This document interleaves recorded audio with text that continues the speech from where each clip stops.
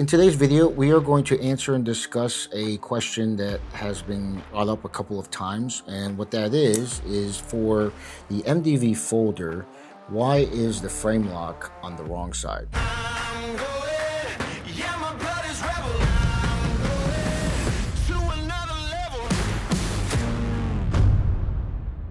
So why is the frame lock on the wrong side?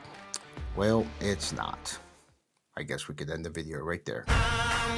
No, all kidding aside, that is a feature that I purposely placed into the MDV folder. There are two particular reasons for it. The first reason is when you open this, just like any folder, when you traditionally do that, you hear this loud clicking sound that happens. Even though that's not important in most scenarios, there are some scenarios that we have come up with that the ability to open this in a more silent fashion is very important. One particular drill that we teach for our women's self-defense classes and our counter ambush classes is called the Uber Gone Bad drill.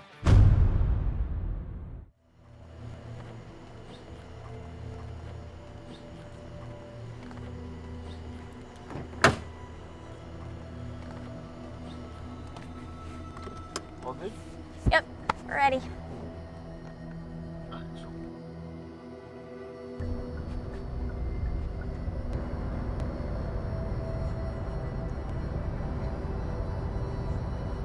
Hey, we're going to the airport, right? Yeah, we're going to the airport. All right, I think you're supposed to turn back there. I'm not really familiar with this route. Oh, you're following on your phone. There's construction on that exit. I have to go two exits up. It'll be faster. I took someone earlier and it took forever, so. Okay. Don't worry, I'll get you to the airport.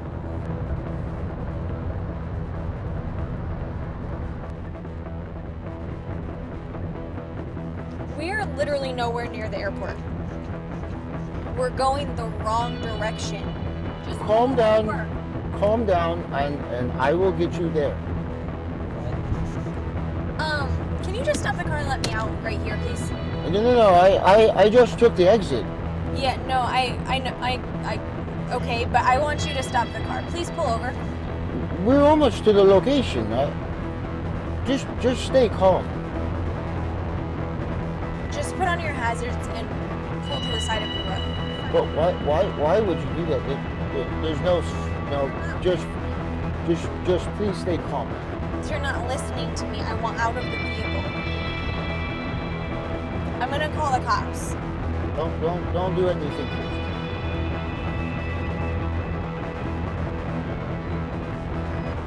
Stop the car. I cannot do that. There's too much traffic.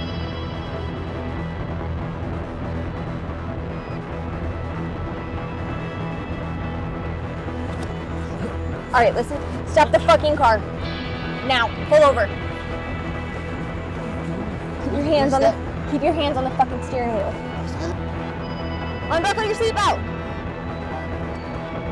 Now. You're gonna put your feet on the ground. You're gonna get out of the car, walk to the back of the car. Just keep walking.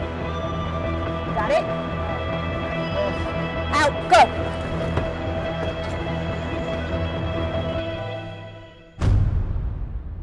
In the middle of the conversation, you want to be able to access your blade so that you can utilize it for a little bit more of a motivational thing, right? So the way that this works is as I open this up, I would place my finger right here on the frame lock and I press it up. So what happens is when that happens, I can open the blade and then I relax my finger, and by doing so, the frame lock can then engage and then I can utilize this. In a Uber Gone Bad drill, what would happen is if you are in the passenger seat, you would take your folder out, place it between the seat and the door frame, and while you're having a conversation, you would try to have this open up in that fashion, lock that into place, and then now in the middle of that conversation be able to utilize that. In counter ambush classes, this is done either in the back seat of the or a taxi, or there's also done in the passenger seat. So that's the first reason. It is a skill that can be utilized in other scenarios, such as if you were standing up and while you're having a conversation, you can take your blade out, put it behind your leg, and then attempt to open it and make it as silent as possible, and just get your knife ready for a scenario that you just understand is just getting more violent or more aggressive than you want to. And maybe you have more than one attacker, or maybe that person's just much larger than you. It doesn't really matter. This is just one of those skill sets that we applied. So when we figured this out, we realized that by placing the frame lock on that side, it just makes it easier. So the second one is, if you are ever using your right hand to do something and you need to close the blade utilizing your offhand, right? So my non-dominant hand now has the blade in it. And so what happens is I want to close the blade, but my right hand is occupied with something. This could be because I have my hands on someone, I could be cuffing someone, or I could be doing something such as I have a pistol in my hand, I don't want to put it away. There are a couple of scenarios that we do in our training or counter ambush classes that needs this skill. And what happens is, if you are right-handed and you're going to close it with your left hand, what happens is I rotate the blade this way, I push the lock across, and then what happens is the blade will drop, and you'll notice that it will hit my thumbnail. What that does is it allows me to let this go, close this completely, then I can put this away. We found that by doing so, placing the frame lock on the other side, it was much easier for those that didn't have a lot of dexterity with their offhand to be able to close it in that fashion than if we had placed the frame lock on the other side, where you would have to pull your thumb towards you. So in this fashion, I push away and then I just drop it until I feel contact, and then at that point I can drop this here and then go away there. So those are two reasons why the frame lock is in the other side. I would like to demonstrate this a little further with the pistol in my hand, talking about that. This is a drill that we call a knife to pistol transition. So what we're gonna do is we're going to look at a clip by Jack Nevels that he did earlier for the Elite U, where he gives a little bit more context to this drill, why we would do it. And then at the end of the video, I'm going to explain a little bit further how this applies directly to this drill. So let's get into that clip. All right, so today we're going to be talking about transitioning from your knife to your pistol. So I hope you like the video. Go ahead and subscribe and hit the like button. So I'm using the MDV folder. You've seen some previous videos that Mike has done on this. Great piece of kit right here. But we're going to talk about carrying it on the right side and on your off side. So right now I'm doing an appendix carry concealed pistol, and I have my knife also on the same side. So if I'm going to draw my knife, comes out from here for whatever I get in some type of entanglement, and the knife is the quickest, most appropriate tool for me to use at this range. If something happens that the fight changes, or I have another threat at distance and I need to get my pistol in my hand, but this is my shooting hand, there's a couple different options we can do. With the MDV folder, we made the handle very, very thin so that if I wanted to access my pistol and keep this in my hand, I could, and the knife would just go right here along the side of the pistol, and I could shoot from here. Fortunately, because I'm a right-handed shooter, all of your slide locks and safeties and whatnot are typically on the left side of a pistol, since most people are a right-handed shooter. If you were left-handed and you were switching over, probably wouldn't work because it's going to catch your slide release, etc., things like that. All right, so another way, if I draw my knife with my right hand, which is also the same hand I want to shoot with my pistol, because I've got my concealed pistol also on my right side. If I wanted the transition, just like we show in our videos on the Elite U, which I'm just going to do a hand transition. And I'm going to do that by turning my blade sideways. My hand's going to come down.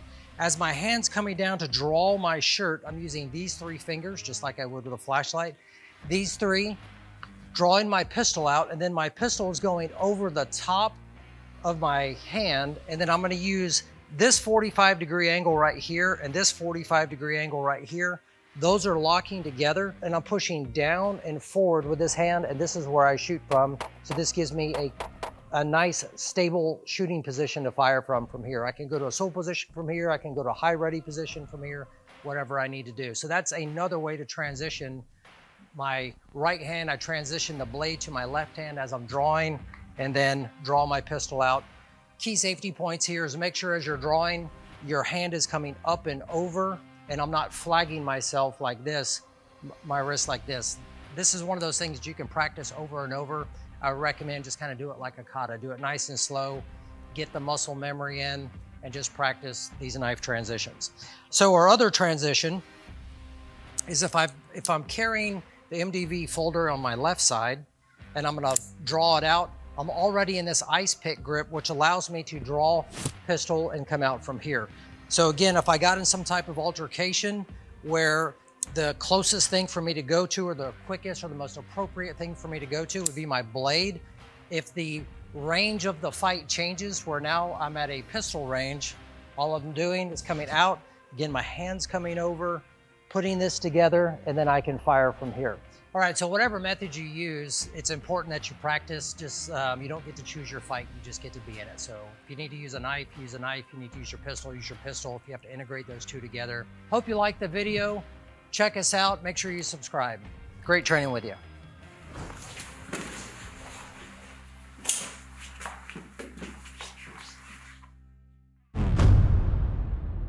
Building off of what Jack was talking about in that previous clip, the whole entire purpose is understanding that when a situation arises, you need to use the appropriate tools for the appropriate distance and scenario.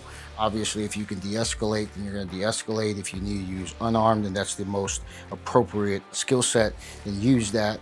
If you are close proximity, grabbing a blade might be most appropriate, but if distance is of importance, then you want to transition to your pistol. And in some scenarios, you might need to utilize multiple ranges as you're working. And so the whole purpose of that drill is to place these tools in your hand. Now, where does the left-sided frame lock come into play? Well, it's directly after the point of accessing your pistol, dealing with the threats that are for a longer distance, and then maybe what happens is you want to utilize your pistol even further, but you don't want to keep the knife in your hand. So, for example, if I go through the same process where I draw the blade, I rotate, and then I rotate here, and now I'm in that same drill. The threat that I drew my pistol for, I've dealt with, and now what happens is I want to clear an area, just make sure that there aren't more bad guys there. I can keep the knife in my hand or I can put it away.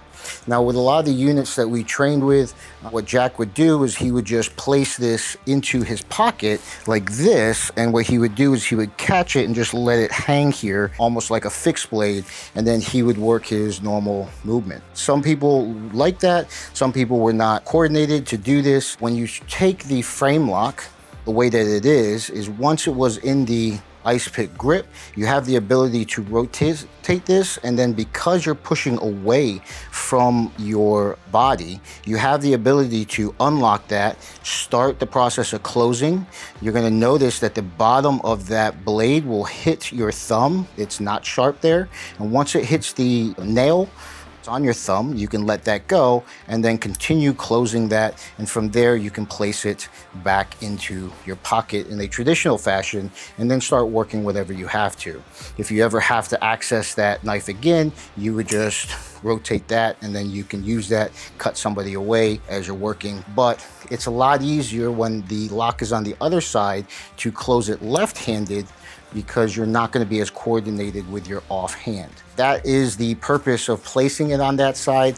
And just so that there's really no confusion on this, if I were to draw the actual blade here and then do the exact same thing, I can place the rotation here and everything still works the same. So the knife itself works the same way as the trainer. You just want to make sure that you do that enough times so that you are competent and you are proficient at using that for that purpose there. Our whole thing is getting people to think and to adapt to different scenarios, and so that adaptability has to be built into your training.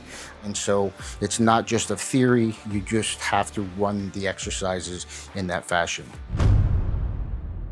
That pretty much covers why I placed the feature of the frame lock on the opposite side, even if you aren't going to use the silent opening technique or the closing it with your offhand as a primary skill. These are skills that you should probably practice. It just puts the knife in your hand, gets you a little bit more comfortable.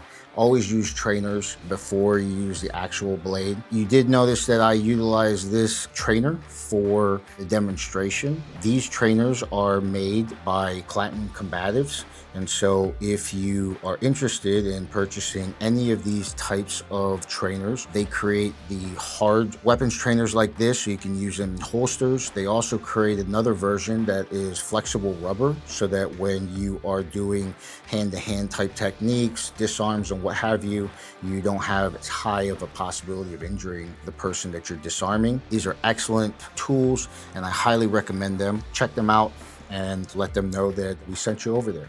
So I hope you enjoyed this video. If you have any questions on it, just let me know. Any of the Scallywag Tactical products can be purchased at scallywagtactical.com, and make sure you use your code ELITEU for 10% off. I'll see you in the next video.